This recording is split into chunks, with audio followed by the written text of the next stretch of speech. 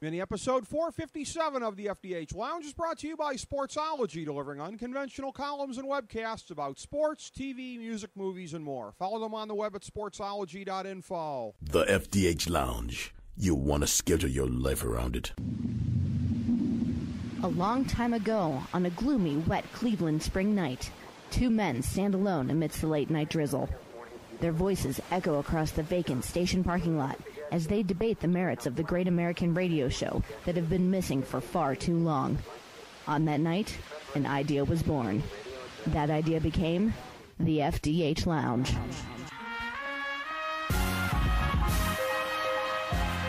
Welcome to the FDH Lounge. Hello, everyone. Welcome to FDH Lounge mini episode number 457. This is FDH managing partner Rick Morris. We have for you today actually a version of our show within the show, the FantasyDraftHelp.com Insider, because we have two gentlemen coming on with us to discuss the 2014 fantasy football season.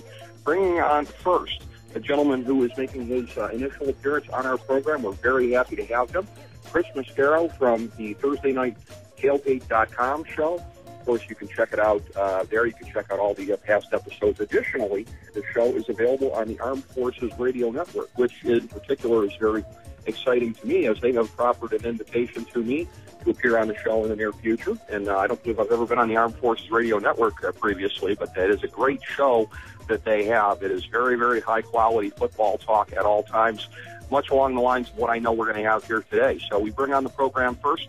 It is our honor to have on Chris Mascaro. Chris, how are you today, sir? Good to have you on the show with us.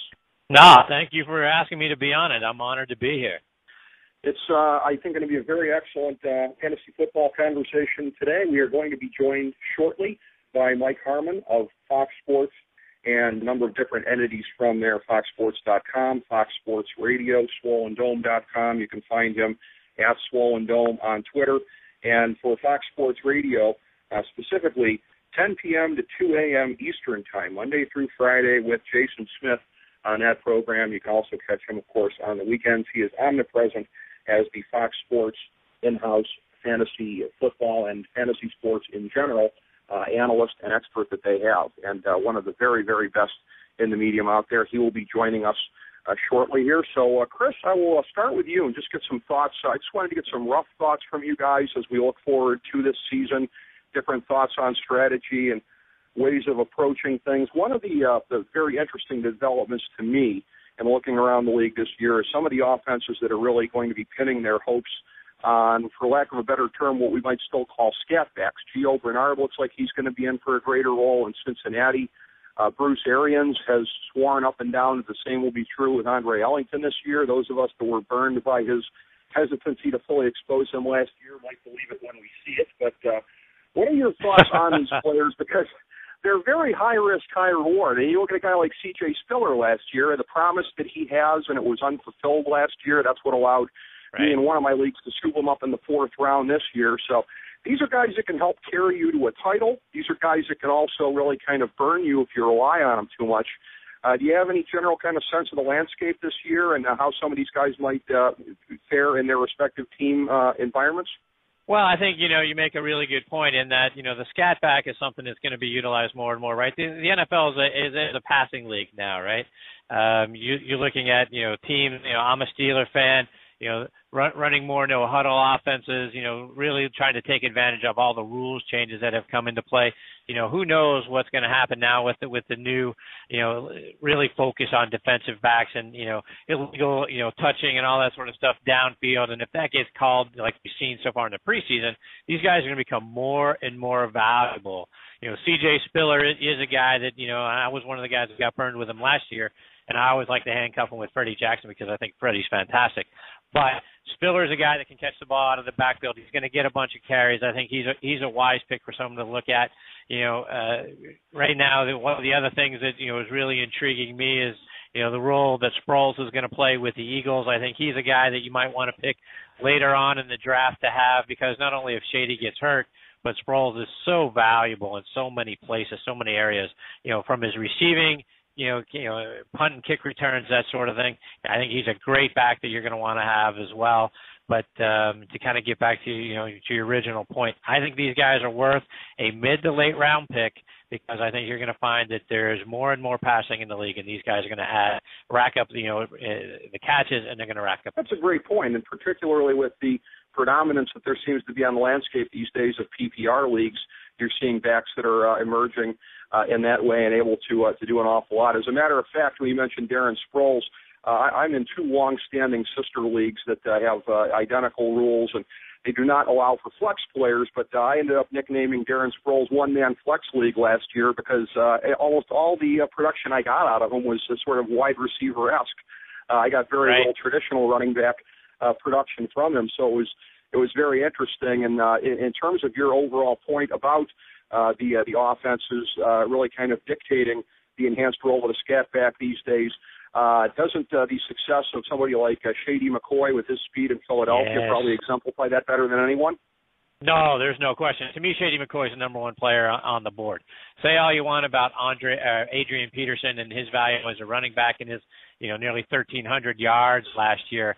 But let's not forget, not only did Shady McCoy get you 1,600 yards rushing, but he threw in another over 500 yards receiving. So, yeah, to me, he's the number one player in the league. He's got to be the first player off the board in every league, and his value is just immense. He really is a poster child, again, for the success of a lot of these backs in PPR leagues and with the ability to thrive and really in 3-down situations as well with their explosiveness. I see that we now have on the phone lines again, as mentioned previously, our honor to bring back to the program a gentleman we've really enjoyed talking fantasy sports with the couple times he's been on with us previously. You can find him on Twitter at Swollen Dome. You can find his work at swollendome.com, foxsports.com, Fox Sports Radio, and as we mentioned, 10 p.m. to 2 a.m. Monday through Friday nights Eastern Time with Jason Smith. I can only be speaking, of course, of the great Mike Harmon. Our pleasure to welcome him back to the show. Mike, how are you today, my friend? Great's a dubious term to attach to me, but I'll appreciate it. What's going on, fellas? Well, you will be, as I know, as always, dominating the ear holes of America and beyond on this program here. It's our pleasure to bring you into our conversation. Chris Mascaro and I from ThursdayNightTailgate.com, we were just discussing here at the outset scat backs this year and the kind of high-risk, high-reward role that they have. Somebody like Gio Bernard in Cincinnati, they're going to lean on him more, obviously. Are they going to lean on him enough to make him the top flight guy? Bruce Arians swears that he's not going to be a woodsy like last year and he's going to turn Andre Ellington loose. So what are your thoughts on some of the guys in there? C.J. Spiller, kind of a cautionary tale coming off of last year. These are the guys that can help carry you to a title, but these are also guys that if you overdrafted them, they hurt you as well, it seems like. Well, it's the rule of the running back, as we saw last year, where anybody that stayed true to the old mantra of get my running backs locked and loaded, odds are you stepped on a giant mine instead of, you had McCoy, you had Peterson had big years, you had a couple of outliers, but pretty much everybody else that was predicted to be a top-tier back. I got to mention Matt Forte, otherwise my hometown people in Chicago get mad at me. But beyond that, you're looking at Arian Foster. What's he got left in the tank? You had C.J. Spiller, who you mentioned, and I just remember him sprinting for daylight on that Thursday night game, the only highlight of his season, it would appear. So people, I think, a little bit skittish. This year you're seeing more of the wide receivers coming in just saying, look, I'll take my chances with whoever ends up, if a quarterback goes down, I'll take the backup. Because outside of the first 6 or 7 running backs, you're really wishing and hoping for health and for these guys to hold tight and be able to take on the big workloads. As much as we like Giovanni Bernard and Andre Ellington, and they're exciting to watch, do you trust that they're going to be 20-down guys? And are they going to be carrying the ball at the goal line? That's the bigger question for both of those guys. Well, Mike, I want to follow up on something you said because the player I'm going to ask you about is not a scat back, but it's still put me in mind when you were talking there about the sort of sight unseen characteristics here of projecting what some of these guys are going to do in bigger roles this year. To me, there's no bigger question mark in that regard than somebody that I still had as a first-round pick out there, and I think a lot of people do as well, Monty Ball, just based on looking at what Noshawn Marino did in Denver last year. It's pretty easy to project that, again, he's going to have a monstrous year, but it still strikes me as a little unusual. I got him in the second round in a 12-team draft in one of my 2 leagues and was relatively happy with that, but it is kind of a strange situation, is it not, to take a guy And, again, you look at what Moreno did last year, and we're sort of extrapolating, but at this point in time we have no way of knowing whether or not he's going to be worthy of such a high selection. Yeah, I think one of the big things with Monty Ball comes into the idea of pass protection, and that's why Moreno was on the field to start the season last year, is that they trusted him doing the two-step and at least giving a little bit of a chip to keep Manning from taking a hit. And that's been one of the big things. I had a chance to talk to Ball when I visited Dove Valley during my training camp tour, and that was one of his big points of emphasis this off-season, of just, every day getting in front of the mirror and just doing his thing, trying to make sure he had his steps together. So you look at that, and it's important to note that with Welker out and Decker gone, there's a lot of opportunities in the red zone that suddenly have availed themselves to Monty Ball and to Julius Thomas, a little more to Demaryius Thomas, but I don't know that Demaryius Thomas sees many more targets than he already has.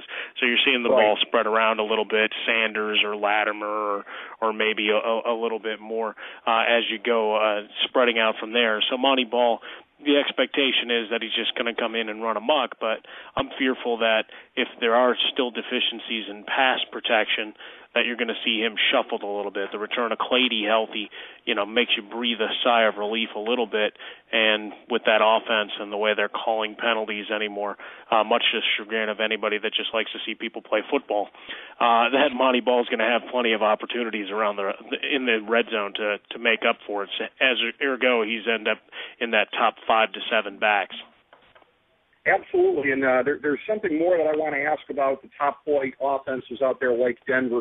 Philosophically, first I want to follow up with Chris for a second here, get your thoughts, Chris, on Monty Ball. It's kind of a rare situation where you've got a guy being drafted where he is, being valued like this, simply because of the role that he's going to be in. And, of course, again, the expectation that he has the ability to carry it off as a high draft pick, as a very successful college player.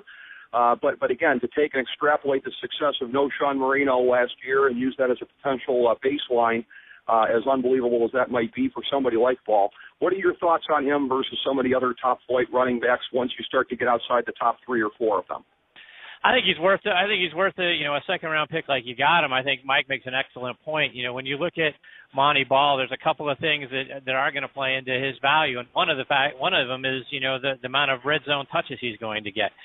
Clearly, Denver's going to score a bunch of points. They always do. They're going to get down near the goal line, and are they going to hand the ball off to somebody else, or is it going to be Monty Ball's goal line? And I think it is going to be his goal line. So I love the fact that he's going to get a lot of opportunities to score touchdowns. So to me, that's you got value there, right? And I think the red flag, and I agree 100% with what Mike said. The red flag for me is he going to be someone that Peyton trusts and can protect Peyton, when you're, in between the 20s, if you will. And I think that's going to dictate how many touches he gets. But that piece aside, I think he's a guy that, if you can get him in the second round, I think, he's a guy you want to jump on. Absolutely, because of the upside. I certainly agree with that. And again, it's always interesting to see how these non-fantasy considerations come into play. Nobody out there in any leagues, to my knowledge, gives any points for pass blocking. But, again, the ability to protect your quarterback has a lot to say about your ability to stay on the field and gain that kind of trust from the coaching staff, no question about it. As I alluded to a second ago here, I want to get into a question with you guys philosophically, because I think this is going to be an interesting consideration for people managing their lineups during the year, on the notion of a top-flight offense like Denver and what they have to offer, not just from, again, Demaryius Thomas, the lead target, but the trickle down to number 2, number 3, number 4, offenses like New Orleans in a similar vein. There's not too many of them in the league that you would mention up there, versus being a number 1 guy elsewhere. And what really kind of crystallized this for me, I had probably one of the luckier moments that anybody would have had in a draft last Friday night. I got Keenan Allen with the 3rd pick in the 4th round in a 12-team draft, made possible by the fact that one of my cohorts, a very smart gentleman, by the way, did take Emmanuel Sanders right before me. And I was really kind of scratching my head like, really? Yeah, I think he's going to have an excellent year there, but not the lead guy, not the secondary guy. Even with Wes Welker out of there, he's still, you would think, behind Julius Thomas on the pecking order. So I'll start with you, Mike. What are your thoughts on that in terms of somebody who is a cog in a very, very powerful wheel versus somebody who is a lead target in what is still a very good offense? Well, it all depends on how much a gambler you are in terms of the way the distribution goes. As we talked about, in getting Monty Ball situated in that offense, the touches go through, and with Decker and Welker out, you're looking at 40+% of the red zone targets now up for grabs. And you look at Decker, a double-digit guy last year. The question of Sanders, if the foot stays healthy, is he a guy that immediately comes in and takes that role? So I think people are betting on number 18 standing upright rather than Phillip Rivers, and there's just that breakdown. It's something that we see across the draft board as a whole, right? How can you rank Forte, Jeffrey, and Brandon Marshall so highly, but then kick Jay Cutler down to the mid-teens at quarterback? Likewise, Tony Romo. Here's all his weapons up highly, but because we don't like Tony Romo and his past dating habits, he gets pushed down your draft board. So we see a lot of that, and it becomes the bet on the quarterback more than anything. And with Keenan Allen, I think there's a fear that the offense beyond him, even though we might be excited about Ladarius Green, I don't know how much you guys have seen of him, and fear of Antonio Gates retreating to the background, that perhaps there isn't that second wide receiver to help alongside with Phillip Rivers' offense. And you would argue very quickly that there wasn't a guy last year that they trusted. Vincent Brown was a bust. He actually got released this year. Malcolm Floyd can't stay healthy. So the concerns that were there last year for Rivers and for Allen are certainly there again. And I think you look at a guy like that, I'll take the number one as opposed to hoping that my fourth option comes through. But I certainly understand the reticence of people to look at this offense and say, wow, they're devoid of other wide receiving talent. Who's going to take coverage away from Keenan Allen? Well, he made plays last year. Emmanuel Sanders, even in the best circumstances, he's got 4 games to be a top-flight guy. As soon as Welker's back in the mix, concussion issues aside for the moment, that he goes back in the pecking order and that target number drops. That's a very good point there, Mike. And before I turn to Chris on this and ask him the same thing, I want to follow up on something you said, and specifically as it regards Jay Cutler. Let's look at your Bears for a second here, because I'll tell you, on our FantasyDraftHelp.com board, we had Jay Cutler 10th, and just outside the sphere of the number 1 quarterbacks, we had those going down to number 9. I will tell you, in our case, it was simply a health consideration. When you look at last year, the time that he missed, the time that he's missed in recent years, I would have not had much hesitation at all putting him maybe number 4, number 5, whatever. Somebody could have signed an affidavit and given it to me saying he's going to be healthy this year because, again, as you said, Marshall in there and Jeffrey, Forte with what he's able to do, take the heat off there. Is Cutler one of the guys that you see being somebody that has the potential to really, really, really outkick his coverage, so to speak, if he stays healthy? Well, sure. I mean, you look at what they were able to accomplish last year between he and Josh McCown. I believe they were the 4th highest. If you put the tandem together, they would have finished 3rd or 4th in terms of standard leagues. And so I would ask in your league, if Cutler got downgraded to there on health concerns, why don't the wide receivers? You're telling me Jimmy Clausen's coming in and dominating? I mean, is it strictly the Mark Trestman system? Like, at least Josh McCown, you could say, hey, this guy's taking a few snaps. He's a heady guy, and perhaps if he stays upright, he can fling the ball downfield.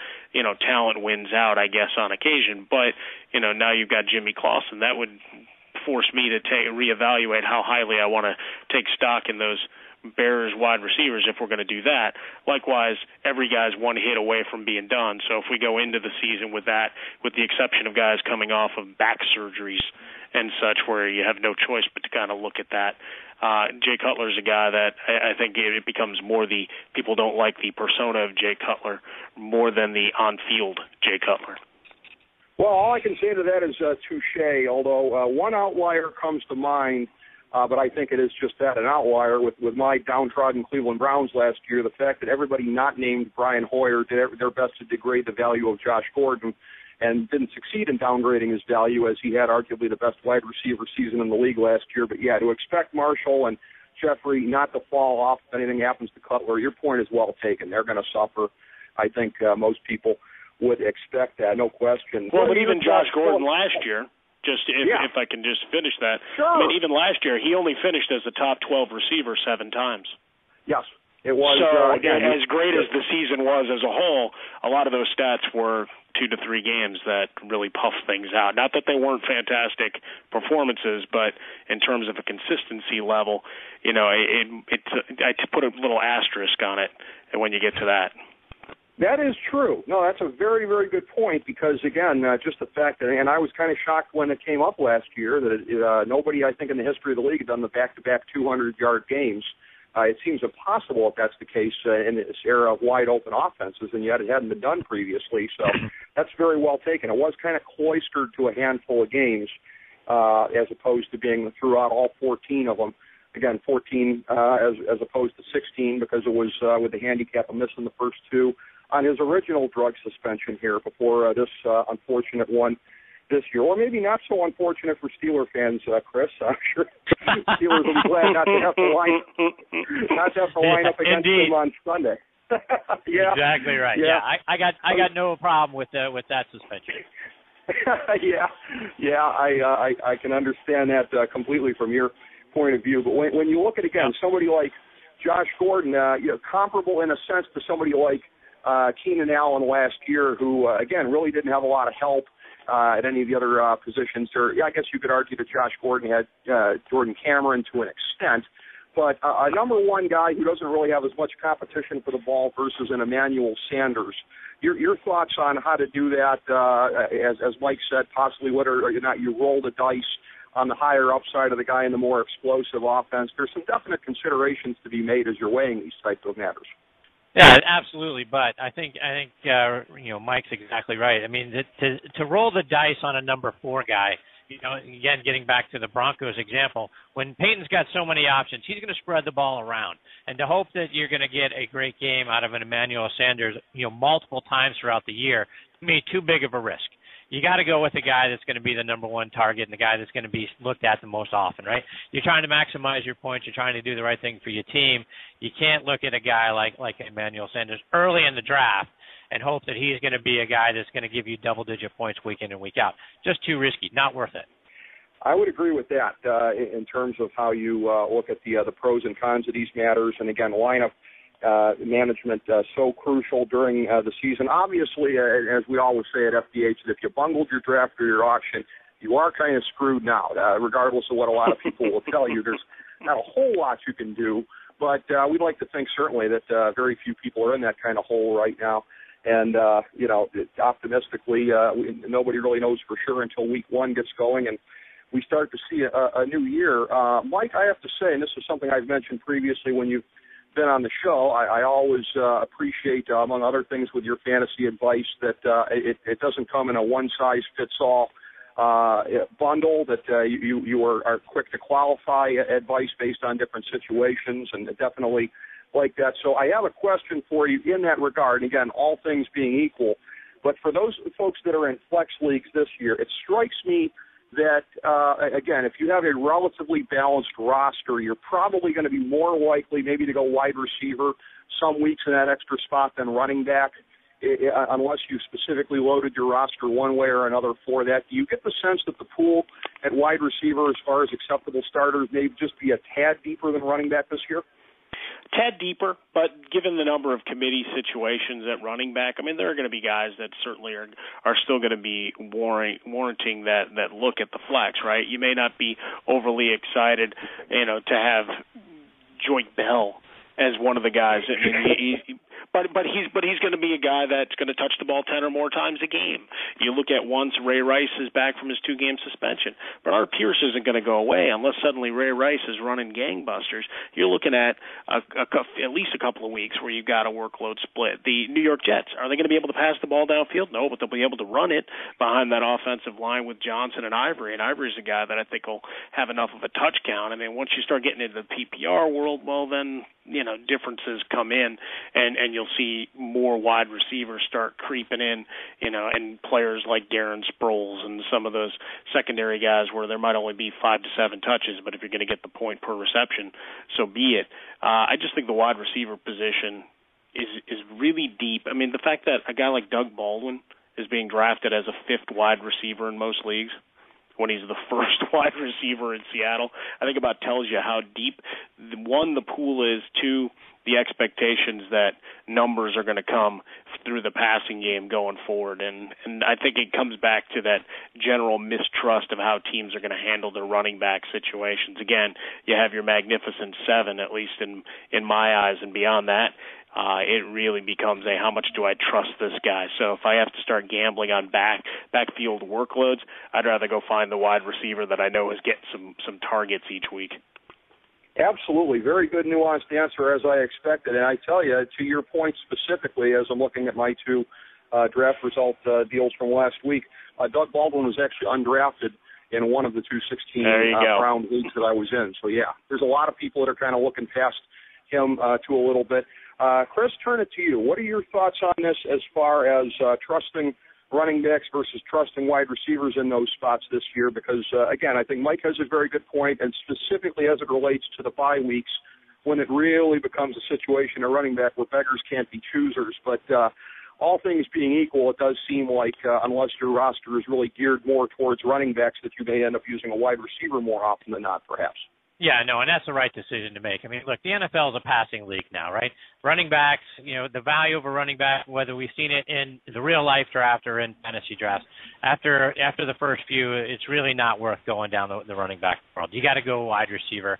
You got so many good wide receivers. I mean, look, 24 guys had over 1,000 yards receiving last year.